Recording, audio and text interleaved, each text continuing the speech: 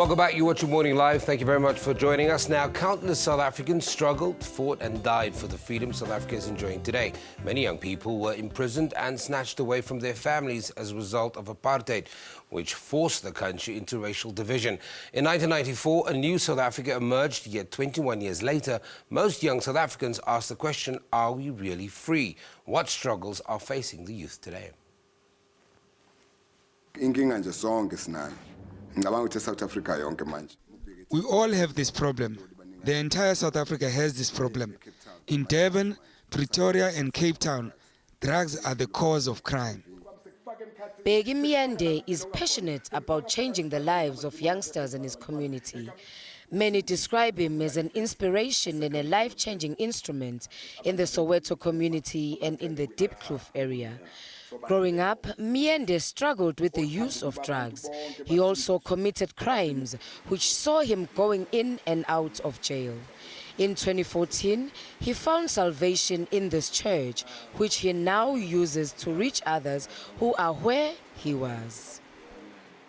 He's not shy, he's brave, he's bold.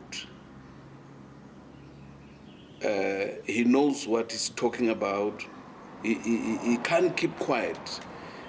That's why he's got now the desire to say the same enemy that wanted to kill him, he's now going for the same enemy and to rescue the bound, rescued those whom the enemy wants to destroy. Miende has met other Diepkloof residents who have the same mindset as he does. They themselves have fought off drug addiction and are moved to help these youths to overcome as they have. They spend their days walking these streets looking for those they can help. What inspires me is my past. I know their pain.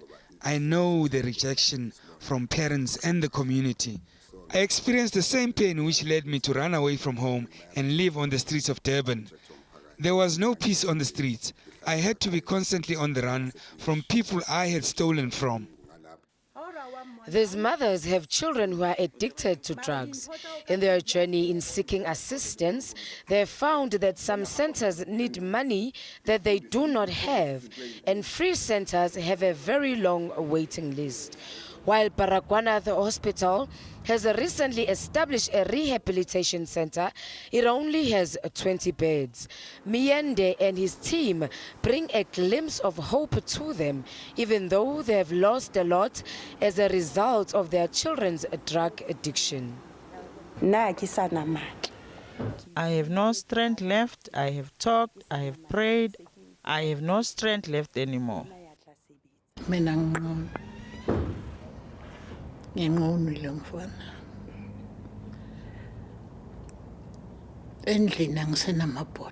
I am naked. I have lost everything because of this child.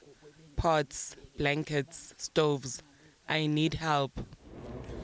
This team also visits South African correctional centers.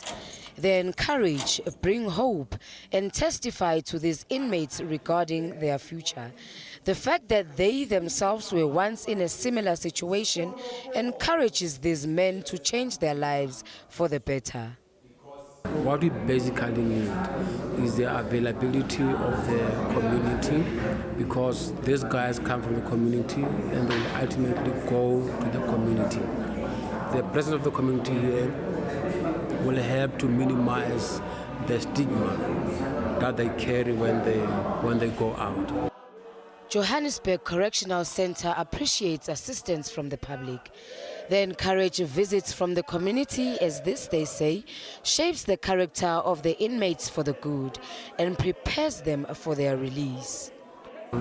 We are seeing more of community-based organizations coming into the fore to assist. We are seeing more of faith-based organizations coming to have correctional facilities to come and form partnerships to help in the rehabilitation of offenders.